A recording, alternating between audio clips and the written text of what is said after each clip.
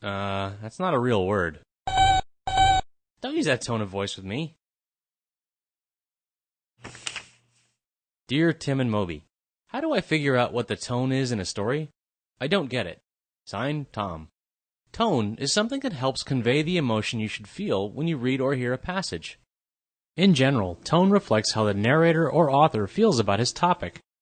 Often, it means the same as talking about the tone of someone's voice. Someone can sound angry, or frustrated, or exhausted, or happy, or excited. There are tons of tones. In a piece of writing, however, an author conveys these emotions through his words and writing style. For example, you can usually sense a piece's tone by examining the narrator's vocabulary and syntax, the way we put sentences together. Well, let's look at this passage. My eyes were red with rage, and I couldn't keep my feelings in any longer. I slammed my fist down on the table and demanded he give my money back, or else. Thanks. Anyway, we can definitely tell that the tone here is angry. Words like rage, slammed, and demanded tell us how the narrator's feeling. It's important to remember that you can say the same thing in different tones. Just one word can be said in hundreds of ways, each expressing a different tone. Here's an example.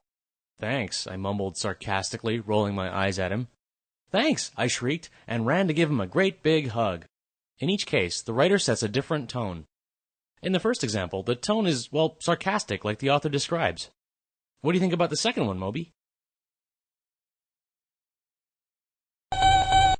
Right. The diction, or style of speaking, and the exclamation points tell us that the tone is enthusiastic or excited. Well, mood is a little different. It's the general atmosphere of a piece of writing and the overall feeling the reader gets from the piece. A mood might be romantic, mysterious, dark, lighthearted. It could be almost anything. The writer creates the mood not only by establishing characters and plot, but by describing the setting. Setting is the physical surrounding in a story or article, where and when it takes place and what kind of things are in the background. In fact, the setting often reflects the mood without our even realizing it. Let's read this passage. It was cold, rainy, and dark, like always. She sat by herself in an unlit room, counting the raindrops on the window. Yeah, the mood is pretty gloomy. The gloomy surroundings mirror the gloominess of the story.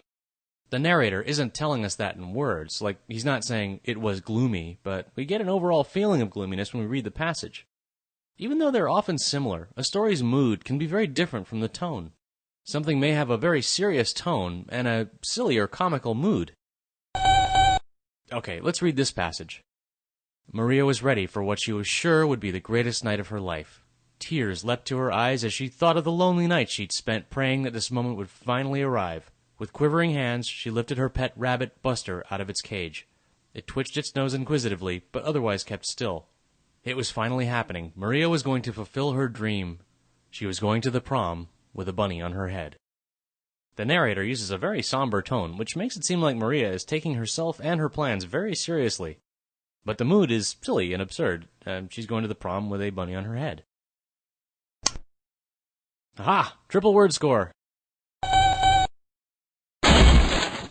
Let's play again when you're in a more pleasant mood.